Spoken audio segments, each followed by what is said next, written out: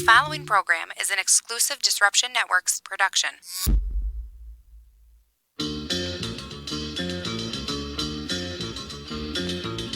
It's Bowling for the Bahamas and Celebrity Bowling Challenge to benefit the Bahamas Disaster Relief Fund. Sunday, December 1st, 1 p.m. to 5 p.m. AMF Panorama Lanes, 1724 Genesee Street, Utica. Come have fun and enjoy a few games of bowling for a good cause. There will be prizes, food and drink specials, and some special challenges mixed in along the way. $20 per bowler or $100 per team includes 2 games and shoe rental. All proceeds go directly to the Bahamas Relief Foundation. That's Bowling for the Bahamas and Celebrity Bowling Challenge, presented by Disruption Network, Holy Pozzoli, and AMF Panorama Lanes. Sunday, December 1st, 1724 Genesee Street, Utica.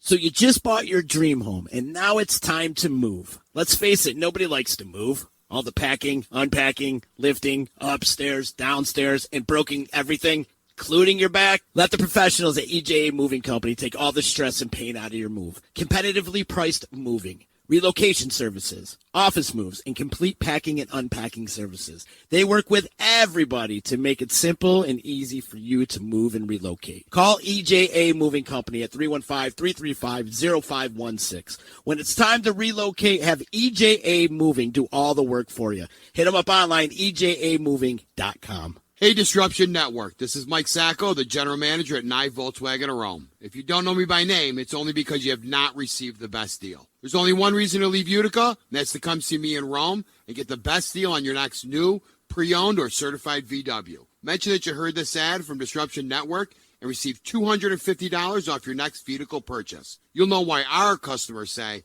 I love my Nye VW. Come see us at 5865 Rome Taberg Road in Rome, or visit us online at nyvwofrome.com. Want to know what's going on at the D? Hit up DisruptionNetwork.net and check out our events calendar, brought to you by the Events Co. Find out about upcoming guests, special events, concerts, show schedules, community activities, and more. Get connected at DisruptionNetwork.net.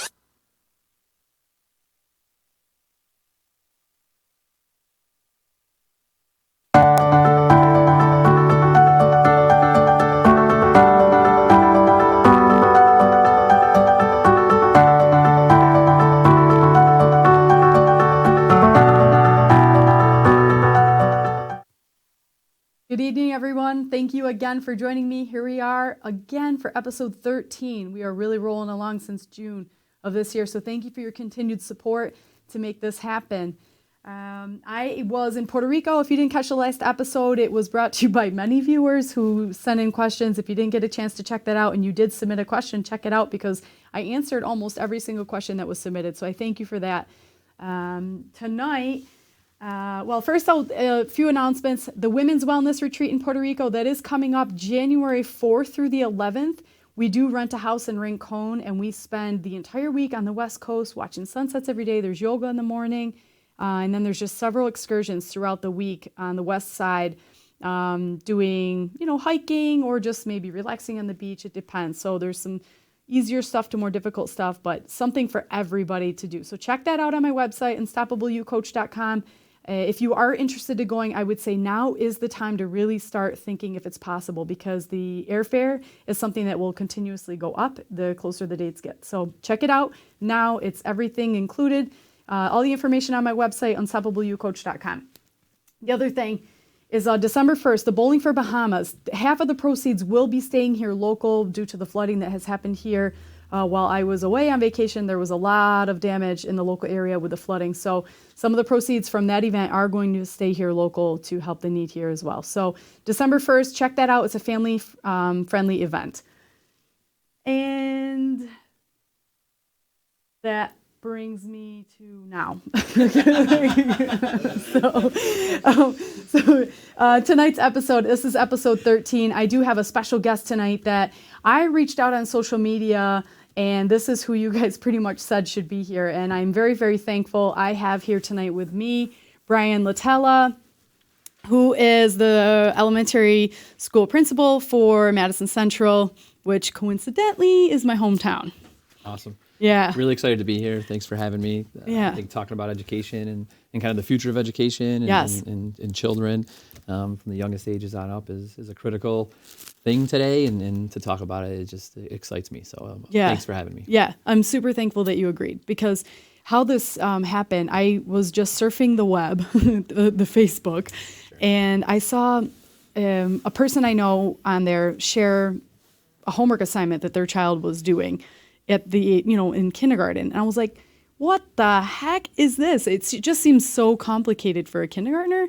So I was like, I need to have someone on my podcast who we can just talk about this, because education is also very important to me, not only as a mother, but as somebody who cares about the stability of our society and the foundation of that being in education.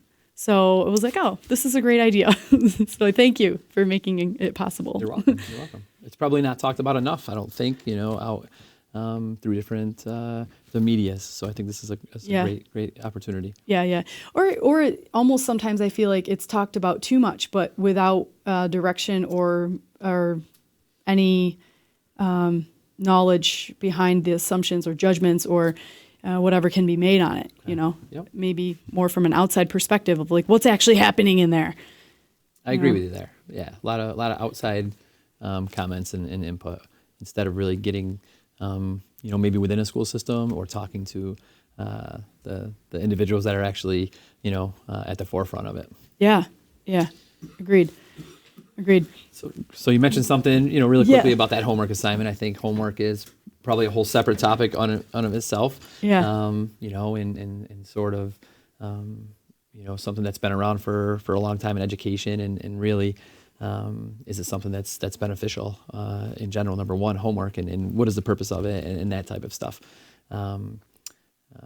Probably tonight we might talk a lot about how the United States has kind of used other successful countries in kind of changing some of their ideas in education. And I think, homework is probably one of them where we're starting to find that, I think the countries and the schools that are showing more success are actually giving less of it. I think we talk about our children are in school for a good 7 hours a day, and how much more do they need outside of that school day? Yeah. You hear a lot. Sometimes you'll hear educators say, with homework, the ones that need it don't do it, and the ones that do it don't necessarily need it. So that's one thing in general, just homework. But I understand the question that you saw or the homework that you saw for a kindergartner, and I think that's really what a lot of people, when they see those different assignments or something that they're not used to, question those things. And it is sort of an understanding or an education about where did this come from, why did things change, and why are we asking 5-year-olds to do this type of stuff, right? Yeah, totally. Well, just a bit of a background. I lived in Europe for a couple of years, in Norway to be exact. And Norway is a country that they actually have outdoor elementary, education. So, preschools are completely outside. 24, or it's not 24/7, all day at school, they are outside, rain or shine. So the saying of there's no such thing as bad weather, it's bad clothing, really stands true, because the kids are literally outside all day. And the instruction is play. And I think there's something to be said for that. Not that we don't, giving homework, with a math assignment to a kindergarten isn't anything to be said for that. I mean, sure, but I was like, wow, what does a child gain at the age of 5 from being at school all day long and then going home and sitting some more and having these things? Sure. Even if it took 5 minutes. I was surprised. So I think it goes back to, you could go back to maybe 2010, 2011, 2012, the change some standards. Am I allowed to say Common Core here? Yeah, whatever you want. So the Common Core standards were introduced in 2012, and that was a big shift in kind of instructional models and, what we were trying to hold students accountable for and what we wanted them to do. And again, it came from the fact that looking at international results, it looked like other countries were focusing on less concepts and standards in different grades, starting especially in the elementary school, but they were going really deep into those ideas and concepts. And in the United States, we were covering, a multitude of different ideas and concepts. We just weren't really going deep within them. And so the change came about, and it was a long process. It wasn't like probably what came out in the public of just a whole change of standards, but it was a process. And I think some districts got started early on it, 2010, of getting ready for that rollout in 2012.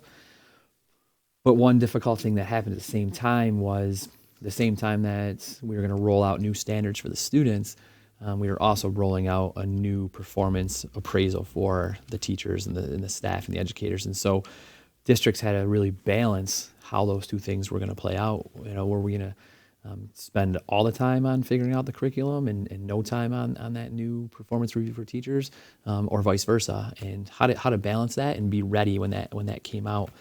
So I think districts were faced with difficult decisions of, do we have the time to really start educating our staff and our parents and our families about these changes that are coming, or are there curriculums out there that can be purchased that say they meet these standards?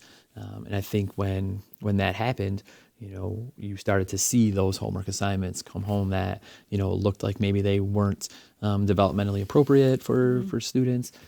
And it had to do with that change of standards and maybe not the right timing or rollout of it for our teachers, our communities, our families, to see that change. And it was kind of a shock because it looked like we were doing things drastically different than they've ever been done before. Yeah, for sure. Yeah, so I have a 15-year-old and a 13-year-old. And when I saw that, I was like, whoa. Sometimes I feel really old when I see how old my kids are in comparison to how old my friends' kids are. But I don't remember that being, it was much more basics, writing their first words and colors and reading the first words. And, when I see, even I have a 4-year-old as well. So I'm also phase 1, phase 2 of my life.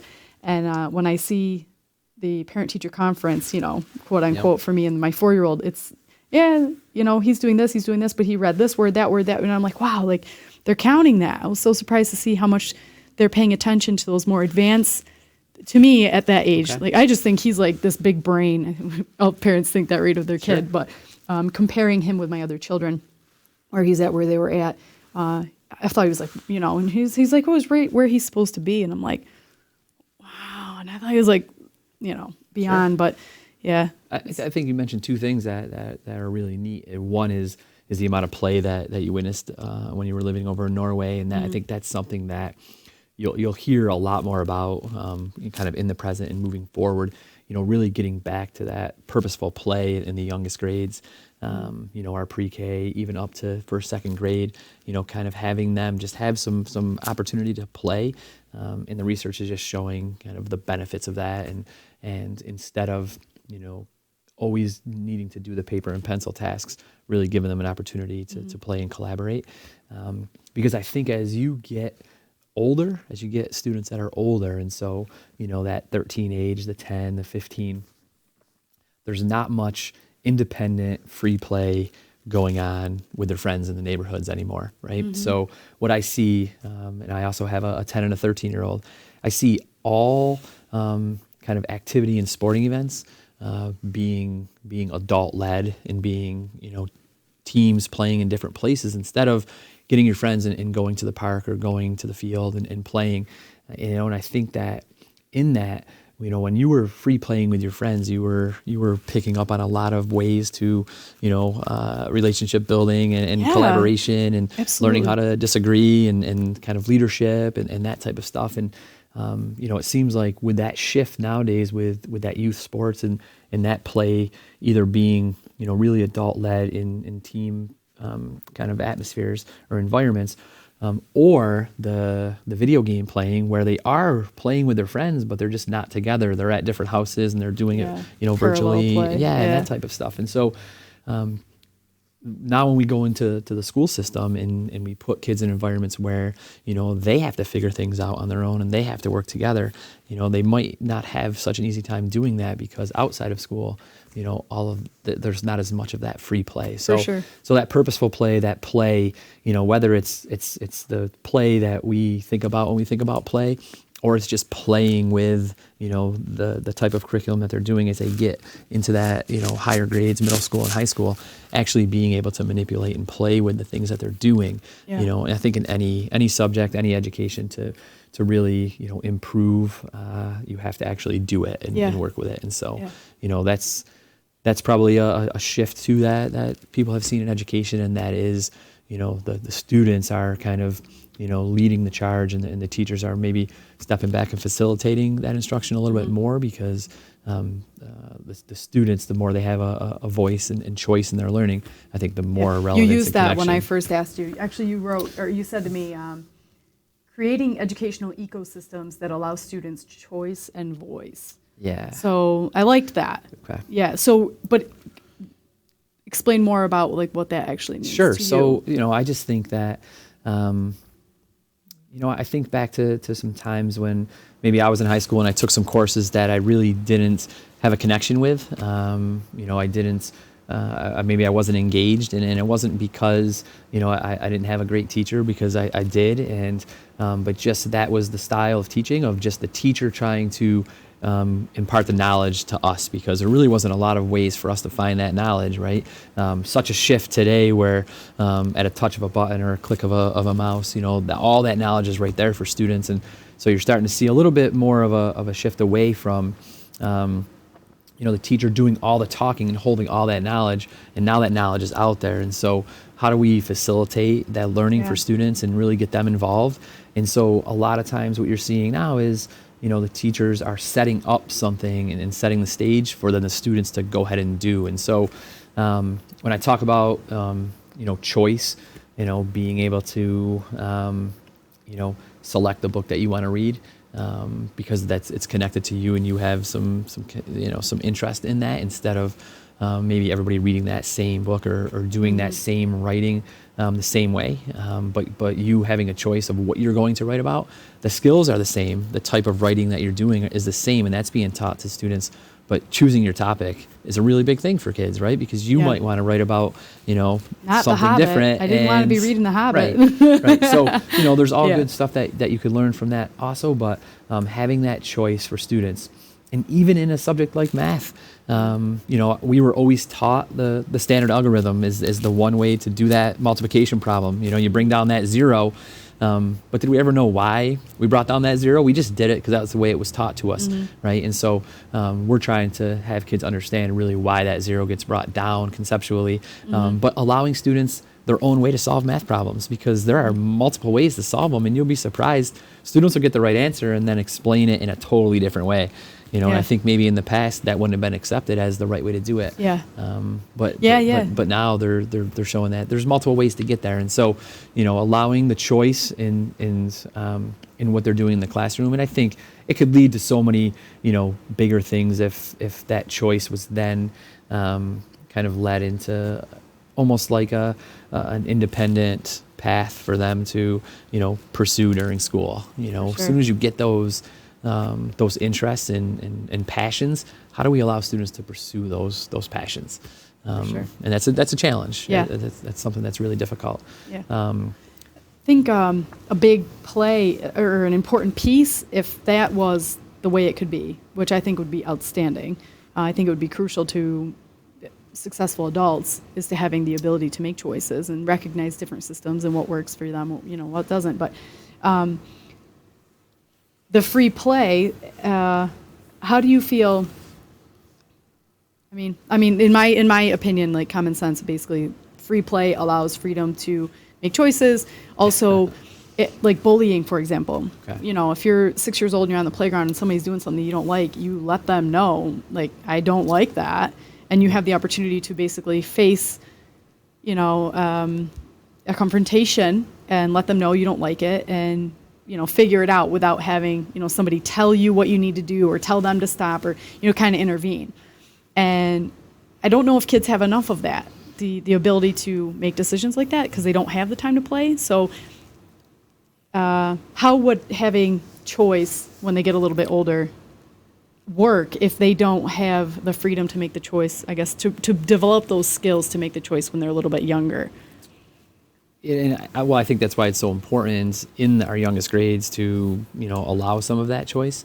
And that is a difficult thing because there's 20 plus students usually in a class, give or take the numbers depending on where you are. But, you as the educator and the teacher, you have to make sure that you're meeting the needs of all those students. And so sometimes that choice can be difficult.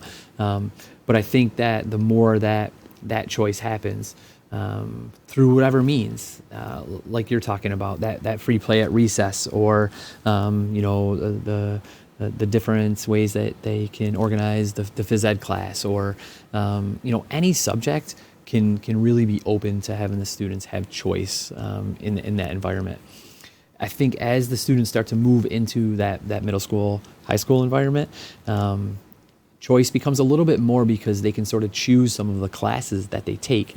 And then I think what we'd like to see is, within those classes, is there choice in what the students are doing? Or all the students have to do the same thing? Sort of, could there be a menu of options? A lot of times we talk about the students having the ability to show us what they've learned. A lot of times that's usually a paper and pencil test at the end, right? Sure. And so in what other ways can students show us what they've learned? Students have made videos about what they've learned. Other students have made board games that are connected to what they've learned in the curriculum. And so are there other ways that the students can show us what they've learned? But then right along with that, while they're learning, do they have a choice in how they're learning it? Because I think there's all sorts of different learners. And if we're trying to have every student learn it the same way, then they might not be successful. So how much flexibility does, first as a teacher, but also as an administrator, do you have in the state of New York, because that's where we are, to kind of implement that type of freedom in the school? Yeah, I think that it really comes down to, first that how we're held accountable in school districts is doesn't give us a lot of freedom, because there is one specific way, that we're going to be held accountable by New York State Education Department. But I think that there's different ways to show success on that accountability. And so, if that one way is a paper and pencil test that you have to take, or, and show some results, there doesn't necessarily have to be just one way to get there. And we wouldn't want to see, school districts only spending their instructional time getting ready for that, Realistically, way that we get though, accountability, like, do you think that there's pressure, maybe too much pressure on a teacher to do it that way? Yeah, and I think that's the connection between the release of those standards in 2012, the Common Core standards, and the high pressure that then was put on teachers to say, the results of that student's 2 or 3 day test is going to determine your performance. I think that's when the pressure was really high, and that was sort of taken back, and now that's not as high of a pressure, but that did It was the put test some, people were boycotting, right? yeah, I think that there was some stress there because, the media was kind of putting those results out there, and then it was connected directly to certain teachers. And there's such a multitude of ways to really quantitatively and qualitatively, show success for an individual student, not just on this, single assessment that's given, over a few days. So yeah, do I think that the stress was there on everybody? Yeah, probably the teachers, the students, the parents. It was definitely can be a stressful environment. But I think there's ways to navigate that so that, everybody knows that the students are more than that, one result. And it's a good opportunity to talk about different ways that we have different data points for to show student success. I think a lot of times students are assessed using one method or another method, and the focus tends to be on the weaknesses or the gaps the challenges for that one student. And I would love to see, the focus be on what were they successful on, and what can we, what successes can we focus on to improve for that one student, because the things that they're successful on, they might be interested in or have that passion about. And so how can we continue to, increase those skills and abilities for those students? Yeah, I think and that in turn really builds confidence in children, getting them to realize what they're really good at naturally is what they're going to be good at. In turn, building confidence as young adults, and when we kind of foster the growth of what they're already naturally good at, then we can push them outside into this growth area, right? The uncomfortable zone or whatever you want to Sure. Sure. But yeah, I mean, I can see that. So that's something else I wrote down here.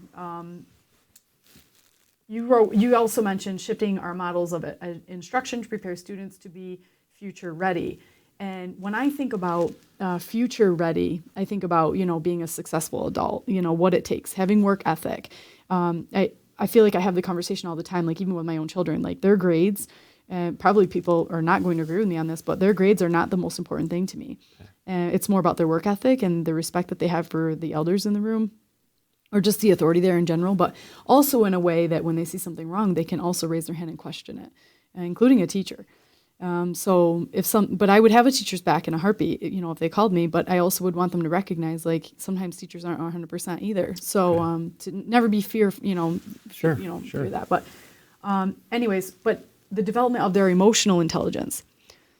So, which I think is something that the school system really fails to recognize the importance of. So when I think of the future and what we're talking about now, what the things, what challenges kids are facing now, I feel like we've dropped the ball on emotional intelligence, so kids can have the ability to, guide themselves through challenging dialect, or guide themselves through challenging, situations at life that maybe a teacher doesn't even know about at home. Absolutely. Or things and things that a teacher wouldn't even have any say or control about, but what can we do, as far as, with the time that we do have, that these people go back into their homes, or they go back into, and they grow and they get older, and what can we give them that's actually going to matter? Yeah. Is it 100 on the test, or is it the ability to understand, I got it wrong this time, but where can I find the knowledge? Sure. Yeah. I don't know that we were ever exposed to a lot of the social emotional learning tenets or curriculums, especially when I was in school. I don't remember ever really getting an opportunity to talk about that, or, to talk about feelings, or, friendships or relationships. And I think you can't really separate the two. You can't separate the social emotional learning and the academic learning. They really have to be tied together, because, you see that, we can't have a student ready to learn, the academic content and the knowledge that they're going to pick up there, until all the other basic needs have been met, until they feel like they belong, in that school, in that classroom, the basic needs too. But really, the social emotional learning, the mental health of our students and really our families and our communities is something that is really starting to become more and more at the forefront. Again, here's another way where, the districts are being kind of guided to have to adopt some kind of social emotional curriculum and really deliver this to their students. And so it's an opportunity, again, just like for the Common Core, to really take the time to get it right and put something together that's relevant for the kids. That's something that they're seeing on a consistent basis with their friends out in outside of the school building, or our districts just going to purchase something that says that this meets the requirements for the social emotional learning, but maybe won't be as relevant. It's teaching the aspects, but maybe there's not a connection and relevancy for the students. But that those opportunities to be self-aware, to have relationship building skills, to have self-control, those are paramount. And I think we're being faced with students who are coming to school for maybe the first time, who maybe don't have, those skills. We like to say that, we need to teach those skills to students. And so, if a student can't read, we teach them to read. If a student can't do math, we teach them to do math. If a student can't behave, usually they get punished. Yeah. And, when a student can't behave, we need to teach them in the same way that we teach a student an academic skill. So this is a social emotional skill that maybe they don't have yet. And so we've really got to put them out there and give them the opportunity to display those skills so that they can improve on them. And I think that's, again, where that choice, that free play comes into play, because they're given those opportunities, right, to learn self-control if they're doing something that they shouldn't be doing, and relationship building with the students when they're playing in a certain area. Yeah. If there's only supposed to be a certain amount of students in this area, they have to learn that, okay, I got to go choose a different one. So we're trying to create opportunities to put students in those situations where it can build not only the academic skills but the social emotional skills. Yeah. I think that I'm glad you brought it up. It's such an important, topic. It's to be the talking most about. important to me. Like, this is the one thing that, I think that my career is focusing on this. I try to have my podcast focus on that, getting through challenging tasks. Okay. And so, before I start on my next thing, I believe, in my opinion, these are essentially my opinions. I don't think many people have the data to back up everything that's going on right now in the schools. We have some statistics, we have knowledge of things that are increasing, whatever, but why, I don't think anyone knows why exactly, or else we probably have stopped it by now. But I do know that as a child, I played outside a lot more. We would get in fights if somebody was in our face. We would put them in their place. Discipline was more accepted in the schools. Teachers had more control of the class because they had freedom to discipline. I think that, it's kind of like, I would never even get in a debate on my podcast about like what is the right discipline or not, but I feel like kids have no fear of authority whatsoever. And then they're also very removed from everything by, their phones or video games or just, sure. The American dream, we build bigger houses with bigger fences and then we don't play with each other, so is it that? I don't know. So, but I do feel like it's something new in this generation that kids just don't have time to play and just to be outside and just to kind of have to go through something on their own without an adult telling them exactly what they need to do. It's almost like, somebody living in a strict military life, and then all of a sudden you're a civilian again, and here you go, and they're completely like without identity. Yeah. Yeah. I agree with you as far as not seeing a lot of that individual play. And I think that same thing with me. We were, outside playing tackle football or basketball. We lived at the basketball courts. We played a lot of tackle football with no adults around, and in the same way that you're talking about. It just built a lot of those skills, those soft skills that maybe we're not seeing as much anymore. Yeah, I feel like we had more fear too. Being a jerk wasn't cool, okay. And bullying has always been a thing. I remember being teased as a kid. But I also remember being friends with those same kids and being able to see beyond it because it was like what we did. I didn't ever remember anyone being bullied to the fact that they were, I don't ever remember a cutter in my school or, and not to say that that's a brand new thing. It's not a brand new thing, but I just feel like it's more common now that you're seeing these types of things happening in the teenage years. And I'm not sure if it's because they lack the ability to deal with it because they don't have the emotional intelligence to see beyond that, or just the school doesn't have the ways to discipline the bullies like they used to, because it's gotten to be too much. So it's kind of like out of control. And then, yeah. what can you do? And like when you have someone who's really, really, really bad, like what is the ability of the school like at this point? Well, I think that,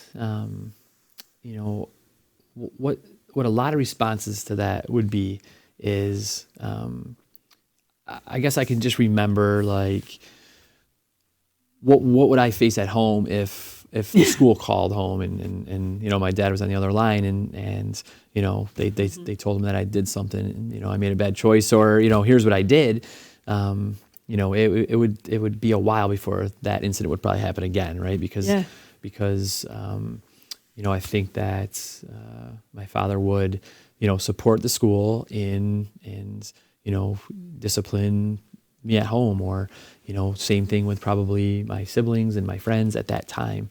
And, you know, I don't know if that type of, you know,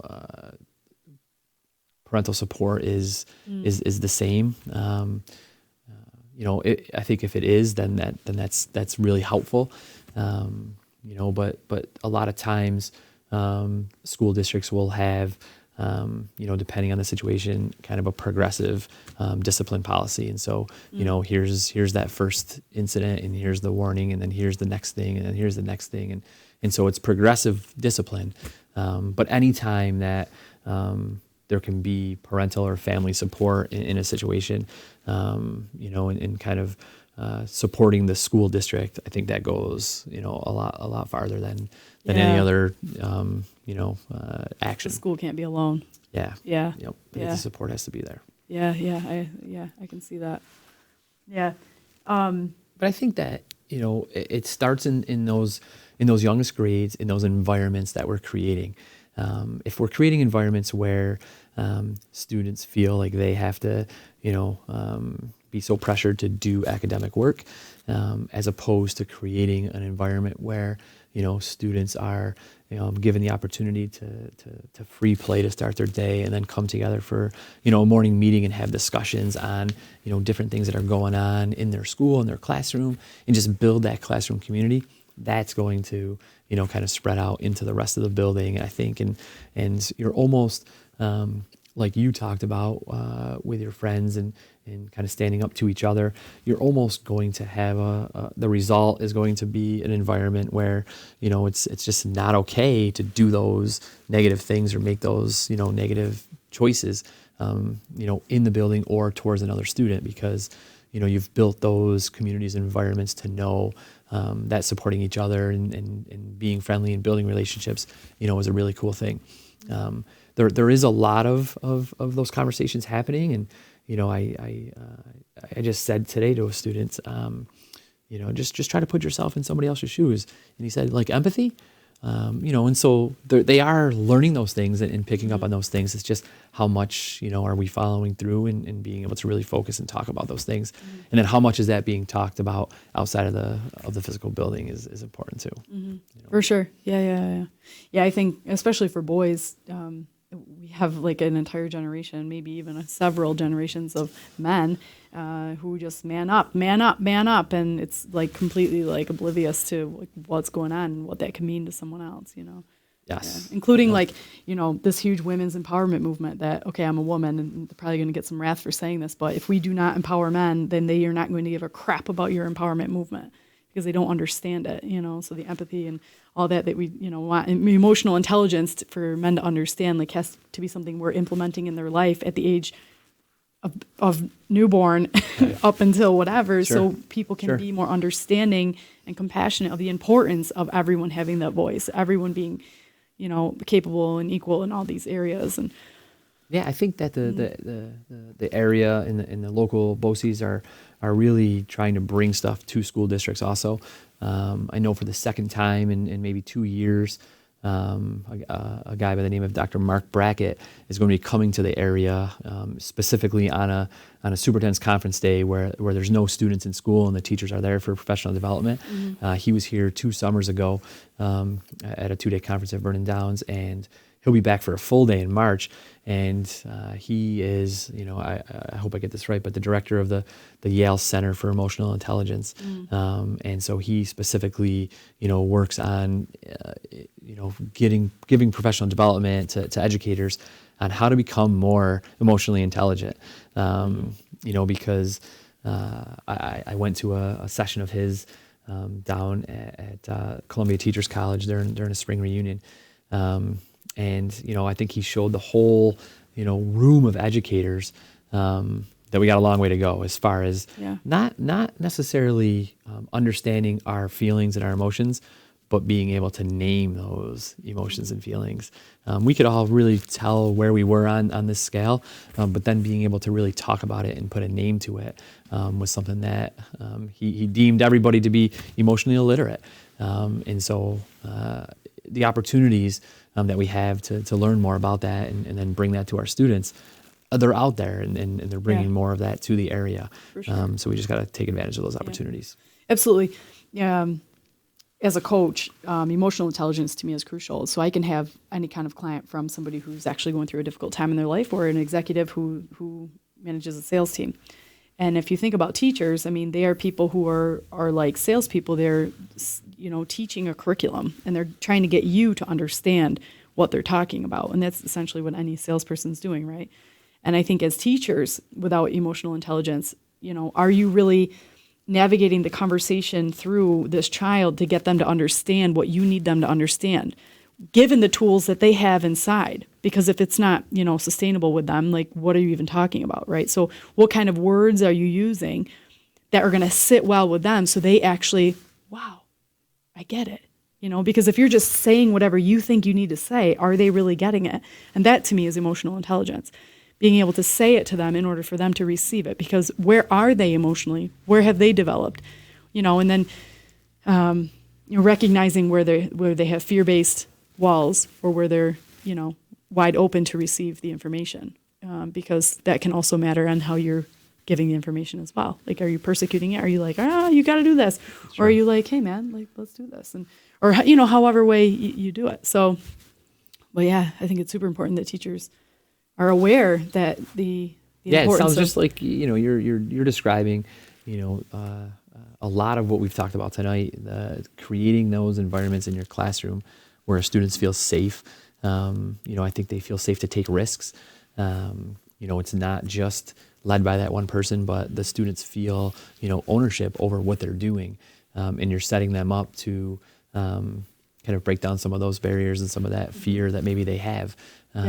Again, because before they're ready to learn, they have to feel like they're safe and they belong in that, and they're winning. in that environment. They have to feel like they're winning. They have to feel successful. Yeah, right. For sure. Right. And if they're not doing good at math, they're not winning. So it could be a waste on the rest of the day, honestly. Yeah. Too often I think that students get this idea that they're bad at math, when maybe they just might be bad at a computation on paper and pencil, because math is so much more than just that paper and pencil. And when we open up those different ideas and ways for students to approach something, especially in mathematics, or to actually do math, and build that cubic meter that we're talking about, instead of just always hearing about it. But if they can actually manipulate things and see things, and then make those connections to how much mulch do I need to fill in that flower bed? It's a whole new idea when you don't have that paper and pencil in front of you trying to figure it out, but you have to, Way more fun. So how can we connect that? And you're hearing a lot about project-based learning nowadays, where we're interconnecting different subjects. We're still meeting those standards, but students are doing things in a whole different way. A really neat thing that I saw, and that I was a part of, was a teacher intertwined all of her subjects, and the result was that students were going to build sleds out of cardboard and actually sled them down the hill. And so that started with using Google Shapes to draw it geometrically, and then use a smaller cardboard to build the model, and then write about why their sled was the best sled, and then actually building the real thing and taking it down the hill, at the same time utilizing some technology. Kids did this at the school. Yeah. That's a great hill. Really young That's a kids, great right? hill. Really young kids Yeah. too. You might think I'm talking about 5th or 6th graders, but I'm talking about like our youngest students did this, and so they're capable of doing that, and that's the one thing we haven't talked about today, that students, when we allow them those opportunities in the youngest grades to do things that we think are super challenging, or that maybe developmentally inappropriate or overwhelming, they kind of rise to the challenge. Because in those sled things, they also use technology to film the sled going down, and then when the parents came in, they could just click on a QR code and see their child going down in a sled, which was kind of neat. And so that wasn't your traditional, instructional model of, separately let's teach math, then let's teach writing, then let's teach science, then let's teach reading. But it was all intertwined together for this project that, the kids That's awesome. just loved it. But we also had pre-K students who've learned and know stuff about the solar system. So it really just depends, because when we're talking about those youngest students, and take foreign language, for example, and when's the best time to sort of learn a foreign language, and how easy it seems to be for them. But man, when we get into middle school or high school, or even as adults try to learn a foreign language, and how difficult it can be. And so, don't hesitate to give students challenging stuff if it's in the right way, I think. Yeah, absolutely. Yeah. I mean, I can relate with it. I studied abroad when I was 17, and out of Madison, I moved into Brazil, and to learn a foreign language at 17 was awesome. But so one of the things that I've had pushed on my kids is foreign language since they were really little. So my son, who's 4, is bilingual, which I'm super proud of that. Awesome. Yeah. But he's a science, dinosaurs are his thing. And you would think why are you teaching him that? And because he remembers it, meat eaters and plant eaters, and he knows, it's funny. So Dinosaurs is just such a great topic. Yeah, for little guys, I know. Yeah. So the last thing I made a note here. We talked a lot about emotional intelligence and the importance of it. I think a lot of things that kids are doing to themselves these days is really the lack of emotional intelligence. Just to understand what's going on in them, in their mind, and and the amount of stress that they're under for whatever's going on at home, whatever's going on at school. Teen suicide is increasing at an alarming rate. I think we all know that. It's more than it's increasing more at the teenage age than any other age group, and it surpassed homicides. That used to be the second place, and accidents is still number one. So accidents, teenage suicide, and then homicides is third place amongst the cause of death in teenage years. And I was I'm not surprised to read that. I knew that was happening, but I did look it up just to make sure I was using the correct information. But what can educators and influencers be doing at the elementary level? I think this is the crucial part of the question, is at the elementary level, to help prepare children that when they get to that level of ultimate stress, that there's something more out there in life than to escape it by suicide, or to escape it by addiction, or to escape it by any of the other outlets that they're... Yeah, I think that you're seeing a lot of focus and implementation of mindfulness practices in our youngest grades. Meditation, being connected to mindfulness, and really just allowing students that understanding to kind of be present, so that, in those stressful situations, how can we learn those strategies to really sit back and kind of breathe and kind of, center ourselves. And so we're seeing that being delivered to students from, kindergarten up into the middle school. We're also seeing it's connected throughout the conversation tonight, but the feeling of belonging, right? And so, are there people in the building, in the school building, that the student feels like they can go to? And I'm not just talking about teachers and, the administrators, but what about the maintenance, the workers, the bus drivers, the cafeteria? There's so many adults in a building that can have positive influences on students. And, we just need to connect each student to the right person and somebody that they feel like, they can go to and be supportive of. But at the same time, their peers, need to be, really understanding and supportive too. I think that social media can be a really positive thing and a great thing, but then, as far as students go, it can be, kind of a really challenging thing and something very easy for them to use to, get a negative message out there. And so, along with those mindfulness practices in the elementary school, there at some point needs to be, some education and some understanding on, your digital footprint and the social media aspect of things. Just like we tell students, students the golden rule, we got to take that a little bit farther, and kind of maybe explain some consequences of that, or, all of what we talked about tonight, again, comes back to creating those, really supportive, safe environments in the individual classrooms, which then spread out to the rest of the building. But I think there's always more that can be done, to both, bring some knowledge for that mental health aspect, with that emotional intelligence. So again, using some of that social emotional curriculum, as long as it's relevant and the students are really connecting to it and understanding, what's being talked about. And then I think that the mindfulness is a really big thing.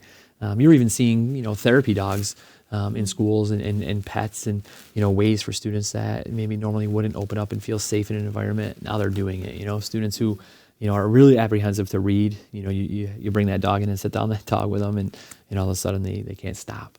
Yeah. There's a lot of ideas and I think we're always looking for more ideas and successful ideas of what we can do to increase that emotional intelligence in students, Sure.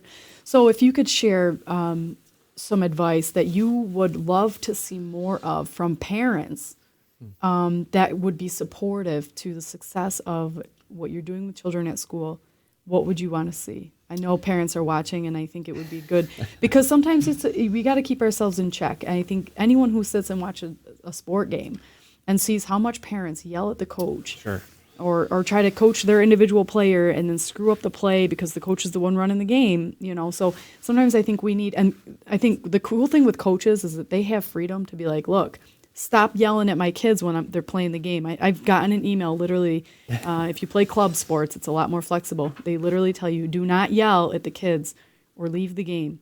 That bottom line, So what can a parent do that would be really supportive, for what you're trying to do? Yeah, I would say, get to the building, get to that school. I don't think that students appreciate or love anything more than when, a relative, a family member gets into that building and sees the stuff that they've been doing, whether it's the classwork, whether it's just their classroom, the building that they're in.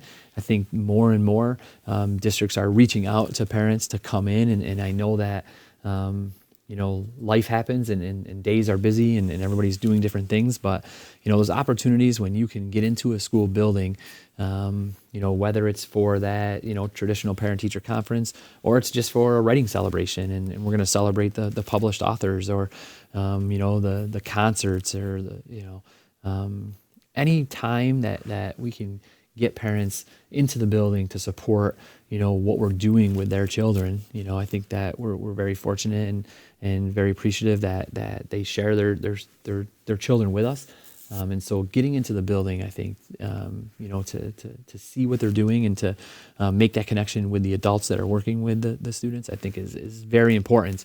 And sometimes you have parents who, didn't have a really positive school experience. And so they like to stay, they hesitate to get into the building. But, we would love to see, as many family members and parents into buildings as we could. I think that creates the connection between the community and the school building, which in some cases the school is the center of the community, and just continuing that support of the school and seeing the positive stuff that the kids are doing would be really appreciative. Yeah, good, cool. Let's see if we have any questions that have popped up here. Anything coming up? Nothing coming up. Okay. Yeah. Well, good. They're not good, but come on, guys. So, Angela, is that? That's my mother. Oh, Aw, we were just saying how awesome he is. It's past my bedtime. Yeah, it's late, I know. So it is. all those students better be sleeping right now. Well, the parents, sleep, the parents. Yeah, no, but I really appreciate it that you were able to come in tonight. I usually have people share something inspiring, if there's one thing of advice that you can share. As in your position, sure. I don't know how I would word this question, because sometimes there's a particular thing that we're talking about of, I keep forgetting this word tonight. Can you tell? Every time I'm navigating challenging dialect or navigating adversity. Okay. It's usually somebody who's come through some adversity and they're sharing, they're highlighting something, but Gotcha. You're not, maybe you have, I don't know your story in particular, Okay. or what got you into this position, but if there's something you can share, from what you've learned in your life experience and your position as a principal for elementary students, what would it be? that it's all about relationships. I really think that that's utmost importance in education today. The relationship that you're creating with the individual student, the relationships that kids are making with each other, the relationships that the administration has with the staff, the community has with the school. I think when there's strong relationships, built on that trust, and that really success is going to happen. You'll read more and more in a lot of literature that's coming out today that, based on technology and based on, those independent learning platforms, that, there's not much, that we're able to do inside school buildings, physical school buildings, that can't be done now outside of the buildings, in some capacity, outside of the relationships. And so the stronger relationships we can build in the schools, I think lead into the community, and we'll have better success for our students and set them up for better success. I don't think a lot of students are going to remember, that lesson or that content that they got, but they're going to remember the relationships that they built with the different people in the school system. So absolutely, it all comes down to relationships. Yeah, totally. Yeah, I mean, there's probably still some teachers at Madison that were super influential to me. Awesome. I mean, the most important ones I don't think are there anymore, but like I was one of those kids that didn't have much guidance at home because my mom worked a ton. Okay. A single parent family. But it was those teachers that were like, Heather, like you're better than that. Why are you doing that? Or even like showing up late to practice or something, like, okay, you want to do that? Like, then you can run, So those coaches or those teachers that took the extra time to really get to know me and like call me out on my crap, those were my people that still come into my head. Absolutely. Yeah. Yeah. Yep. I would say Some the of same them thing. were scary too. Mr. Ford. I don't know if you ever got to meet him. You're Yes. from Hamilton. Yep. I know him. I know him. So yeah, I loved he's him. done a lot of great stuff for the districts. Yeah. And I think in education, just in general, him writing books and stuff is great. Yep. So, yeah. Community. Okay.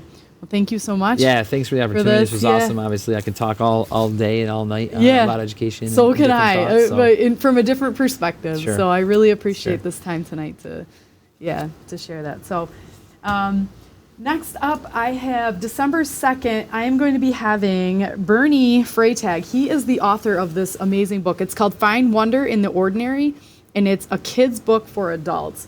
And I'm going to read you one little spot in this book, because in case you want to grab it before we get into this next week, this will give you a chance. And this is like a kind of a catchy spot that got me, how kids are so free in their thinking. And so I think this is a cool book. I think as a principal, this is a local guy who wrote this book. And I say this, when I use the word drugs, I'm not saying drugs to promote drugs. I'm saying that adults in general, if it's a glass of wine or if it's whatever it is that you do at the end of the day, not everyone, but some people, to kind of escape that stress or to relax. That's what I mean when I use drugs, because it can relate to anything. At times, this book will feel like you are on drugs, or I'm on drugs, which is appropriate in my opinion, because I think most people take drugs to achieve that feeling when they were a kid, to laugh without hesitation, to grow without judgment, to dance like no one's watching, to move away from being a grown-up and simply let go. And I think that's a really powerful little paragraph there. So I am not fully through this book yet. I'm excited to have it read by the next time you see me here, and I will have Bernie here with me talking about it. So if you want to have it before we start, grab it now. You get 2 weeks to read it. It's not that long. You can message me on Facebook or message Bernie. You can look him up and get a copy. It would be a great Christmas present. I think it offers a lot of insight. So anyhow, thank you again for joining me tonight for this episode of Unstoppable You with me, your guest, Heather Beebe, where we have unstoppable stories, unstoppable people, unstoppable you, right here on the D. Thanks, everyone. Have a good night.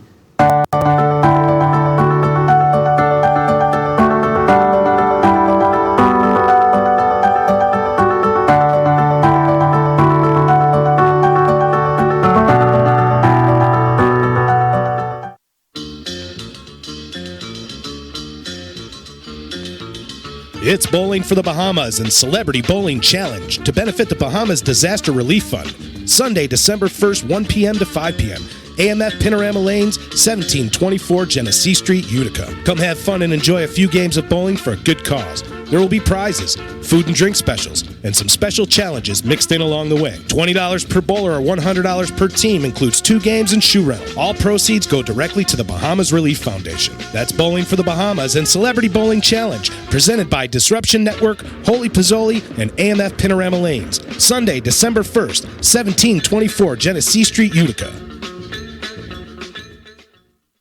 So you just bought your dream home, and now it's time to move. Let's face it, nobody likes to move. All the packing, unpacking, lifting, upstairs, downstairs, and broken everything, including your back. Let the professionals at EJA Moving Company take all the stress and pain out of your move. Competitively priced moving, relocation services, office moves, and complete packing and unpacking services. They work with everybody to make it simple and easy for you to move and relocate. Call EJA Moving Company at 315-335-0516. When it's time to relocate, have EJA Moving do all the work for you. Hit them up online, ejamoving.com. Hey, Disruption Network. This is Mike Sacco, the general manager at Nye Volkswagen of Rome. If you don't know me by name, it's only because you have not received the best deal. There's only one reason to leave Utica, and that's to come see me in Rome and get the best deal on your next new, pre-owned, or certified VW. Mention that you heard this ad from Disruption Network and receive $250 off your next vehicle purchase. You'll know why our customers say, I love my Nye VW. Come see us at 5865 Rome Taberg Road in Rome, or visit us online at nyvwofrome.com. Want to know what's going on at the D? Hit up DisruptionNetwork.net and check out our events calendar, brought to you by the Events Co. Find out about upcoming guests, special events, concerts, show schedules, community activities, and more. Get connected at DisruptionNetwork.net.